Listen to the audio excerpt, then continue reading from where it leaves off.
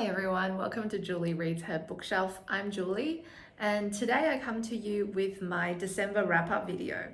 And this is very exciting because not only is this the first wrap-up video on this channel, but it's also the first time since I started this channel with the express goal of reading through all of my unread books on my bookshelf, that I'm actually able to tick off some of those books. So far, all of the videos I've put out have just been sort of getting to know you, getting to know me. But today we're actually getting down to business. We're working that number down to 0 for the next couple of years. So if you've watched the first video on this channel, you'll see that I had 90 unread books on my bookshelf. And so this month I read a total of 5 books, but 3 of them were library books. So I actually only read 2 books off my unread shelf, but never mind, 2 books is better than 0. Of the 3 library books that I read, I did a couple of clips just before I returned each of them in December about what I thought about those books. So I'm going to go to those clips now. So apologies if the video jumps around a little bit and I'm wearing different outfits. I thought it was easier for me to actually wrap up the books before I return them because I won't have a chance to go back to them and remember what I thought of each of them. So I made those wrap up clips as I was finishing each of those books. So let's go to them now. Hi everyone, I'm about to take some books back to the library that I finished, so I thought I'd do a quick wrap up before I return them. The first book is Family Lexicon by Natalia Ginsburg, and this was a really fantastic book. I'll just quickly read the blurb by Daunt Books, who are the publishers of this particular translation. So they say, Natalia Ginsburg wrote her masterful Strega Prize-winning novel, Family Lexicon, while living in London in the 1960s.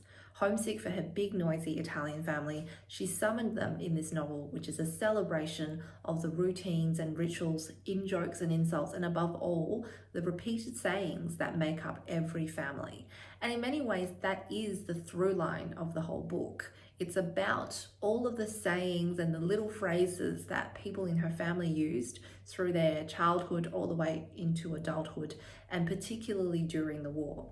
And these phrases, when she initially introduces them, seem incredibly trite and sometimes silly and nonsensical in the way that all in-jokes are. But as Italy then enters into the Second World War, the rise of Mussolini, the rise of fascism, and the persecution of the Jews within Italy, these phrases suddenly take on this kind of poignancy because they become a constant source of stability and support for the people in that family. And then when all of the war is over and all of the trauma and sadness in that family has sort of passed, a return to these phrases symbolizes that kind of return to normalcy.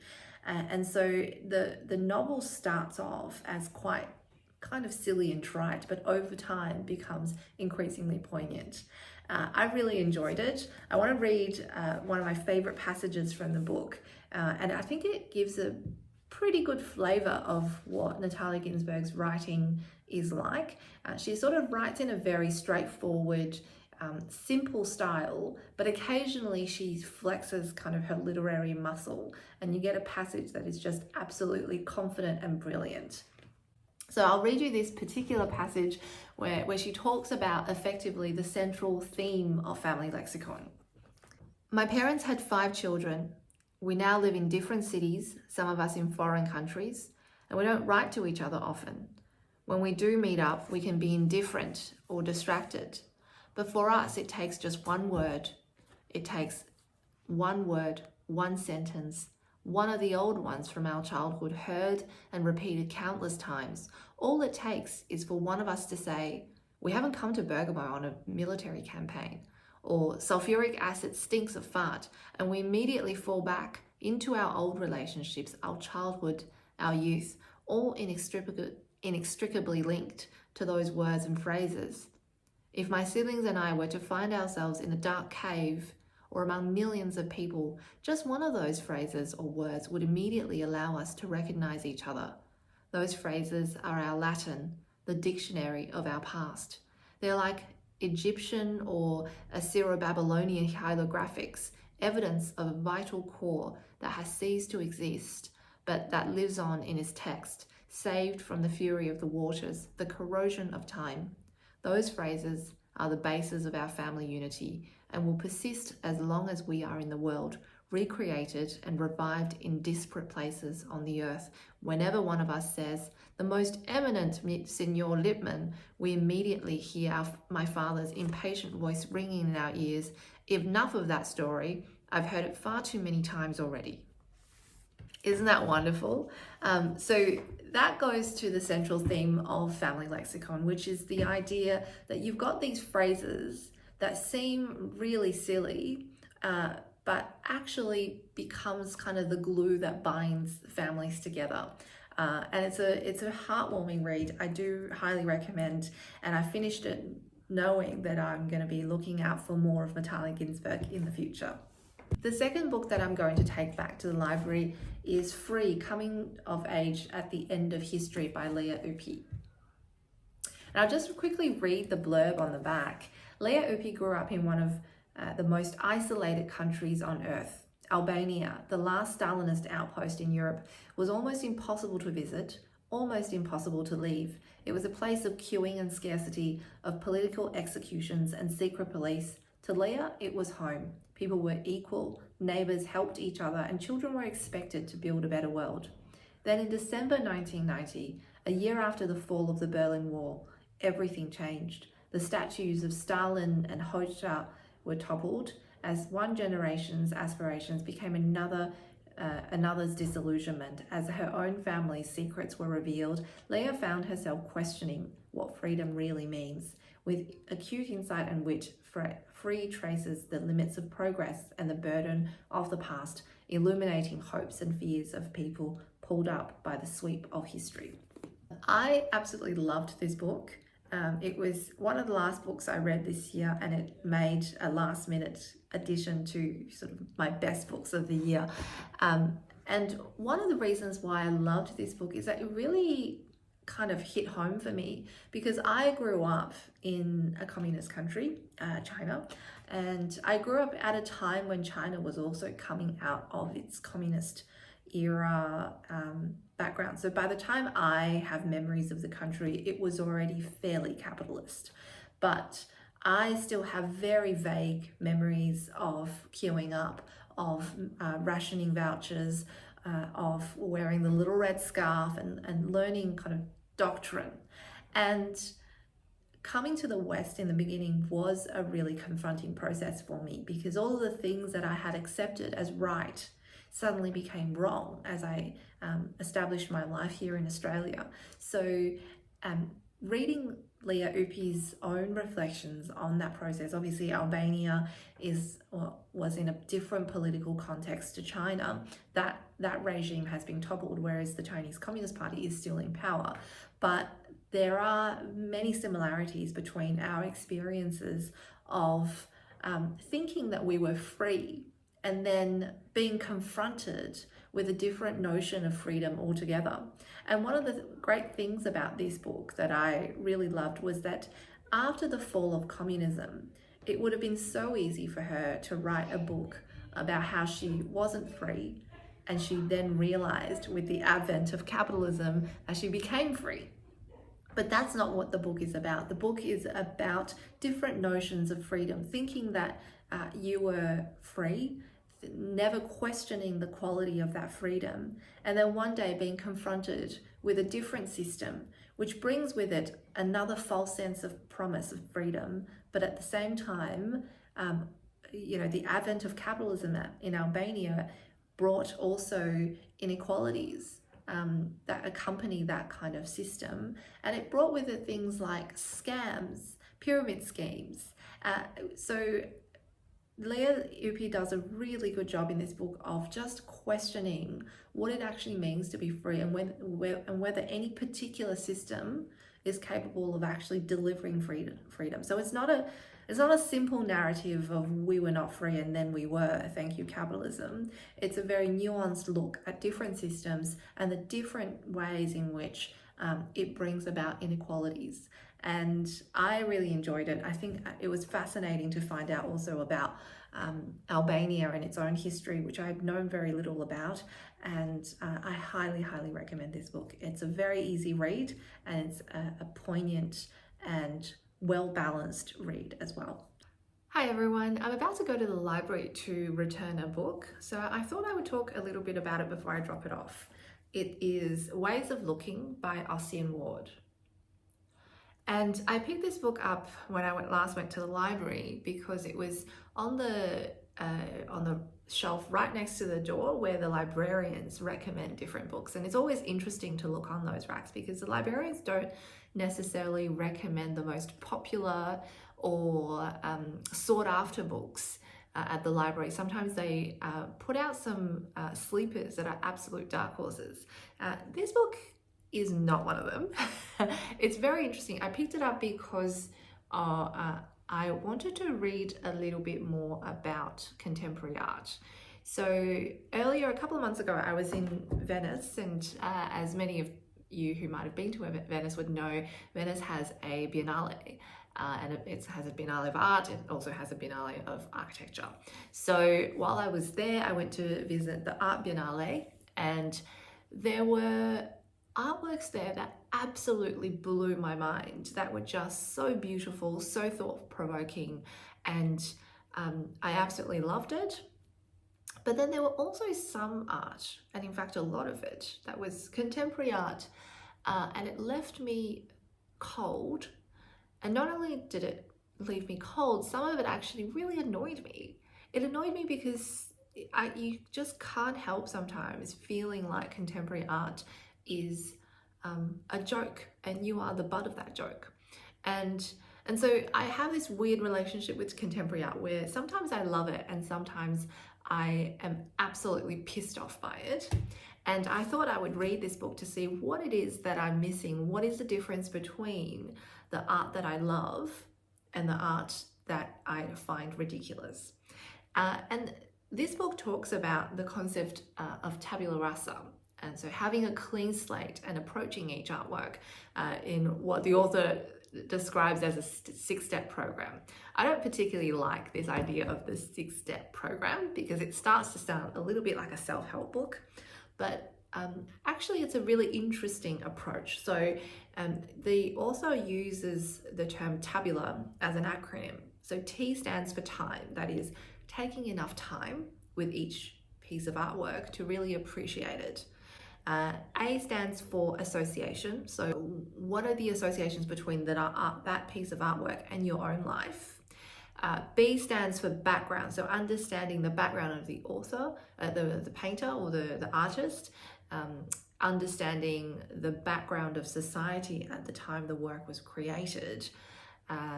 So that's B. U stands for understanding. So that's kind of filtering down all of the information that you have on association and background and giving it enough time and getting to a stage of understanding what it is that the artist is trying to achieve, is trying to tell you. And then the final two letters are L, which stands for look again, so reassessment. And then the final word, letter A, stands for assessment. What is your assessment of this piece? So regardless of what you think about modern art, I actually think that's a really natural and sensible approach to appreciating artwork, and whether it's contemporary or modern or indeed one of the old masters. So the book didn't make me love modern art. I still find some of the art that it describes just completely mediocre or ridiculous. Having said that, I certainly don't proclaim to know that much about art, but it did give me a very good framework for approaching any work of art, which I really appreciated. I think it's telling that actually my favorite piece of artwork in everything that's been included in the book is this one. And I don't know if you can read the artist's name at the top of the page. That's Rembrandt.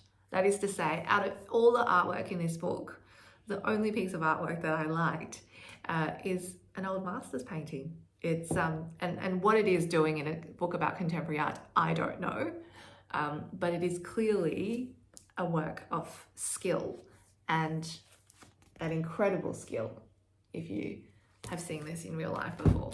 So I think it's good sometimes to branch out from your normal reading. We get so caught up in reading fiction or non-fictions that are histories or biographies, but sometimes it's nice to pick up an artwork book and just read a little bit about it and look at the paintings and the pictures in it. So I had a good time reading it. It didn't make me love contemporary art, but it did give some value to the way that I approach art. So it was worth the time. So those were the library books that I read in December. Now, of the other two books that I read actually off my unread shelf, the first one is The Sellout by Paul Beatty. I'll just read a little bit of the blurb on the back. Born in Dickens on the southern outskirts of Los Angeles, the narrator of The Sellout was raised by a single father, a controversial sociologist. He is told that his father's work will lead to a memoir that will solve their financial woes. But when his father is killed in a drive-by shooting, he realizes there never was a memoir. All that's left was a bill for a drive-through funeral. What's more, Dickens has literally been wiped off the map to save California from further embarrassment. The narrator set out to right this wrong with the most outrageous action conceivable, reinstating slavery and segregating the local high school, which lands him in the Supreme Court. The Sellout is a work of comic genius by a writer at the top of his game. Now, this book turned out to be so fun and interesting and confronting all at the same time. It is satire, but satire done very, very well. It's zany, it's intentionally uncomfortable. The language oscillates between kind of really vulgar colloquialisms and very academic language sometimes. And so it's an interesting read from that perspective of kind of the high-low of language. And through the entire book, the author never lets up. He never lets up. He never makes you comfortable. He never backs down. And the only criticism that I have of the case, of the book, is that it kind of starts off, and this is not a spoiler, it starts off with the narrator in the Supreme Court and about to start the case for prosecuting him for reinstating slavery. And it sort of ends then with the case. And in between those two bookends, that is the Supreme Court case, is how we got there. And I kind of, being a lawyer, I kind of wanted more of the case. I wanted to know what happened in the case. I wanted to know what the arguments were, what was said in his defense. And I suppose you can work out a little bit what the defense is as you read through what actually happened to lead him to that step, and whether or not what transpired within the book is in fact slavery. And of course that's missing the point of the book a little bit, which is more about the dynamics of race relations. But I think for me personally, I wanted to see more of the legal drama content. Other than that, I thought this was absolutely hilarious in a really cringy, uncomfortable way, and I loved every minute of it. So one of the better contemporary novels I've read in recent years, that's The Sellout by Paul Beatty. The next book I read is a collection of plays by Anton Chekhov, and I have it in this wonderful Franklin Library edition with the gold foil edges and the hardback. And it's translated by Elisaveta Fenn, and it's absolutely wonderful. So there's 4 plays in here: The Cherry Orchard, The Seagull, Three Sisters, and Uncle Vanya. And of the 4, I would say that probably The Seagull is my favorite after the first read. I suspect if I was to go back and read them in a couple of years, that assessment might change. I get a feeling that Chekhov is a writer who might land differently as you revisit him through different stages of your life. But certainly Seagull was my favorite of the 4. But all 4 of them I loved. There's some really interesting social commentary in there about the rise of the Russian bourgeoisie. And one of the things that struck me the most was kind of this distinct tragi-comedic vibe that Chekhov has throughout all of his plays. The plot, in terms of what actually happens in each of these plays, when you actually recount what in fact happened to the characters, it is absolutely they're all tragedies, and brutal tragedies, in terms of just characters trapped by their own misery, unable to save themselves, lost in kind of the mists of time. And at the same time, there's also this comedic, almost farcical effect that runs through each of these plays. And the vibe, that kind of comedic vibe, really lends a level of levity to these plays that don't make them depressing or make them deceptively comedic, when in fact what's actually happening is quite tragic to each of the characters. I really enjoyed all of them. None of them are depressing despite what happens in them, and all of them have really a lot of content and depth to them, and I can't wait to actually reread them and read more from Chekhov. He was a real revelation from 2022. So those are the two books that I read off my unread shelf for December, which brings my total from 90 down to 88. I'll leave a little statistical page at the end of this video, but I'm really happy with how I'm progressing. In January, I'm reading Middlemarch, so I suspect, because it's quite a sizable book, that I'm not going to be able to make much inroad into the 90 books over January. So at some point in February or March, I might do a little bit of a reading sprint where I knock off a whole bunch of smaller books to make myself feel like I've achieved more. But so far so good. I am working my way slowly but surely through my unread shelf, and I am really looking forward to finishing the first 20 books off my shelf so that I can actually buy myself a book as a reward. So thank you, BookTube, and I will see you next time.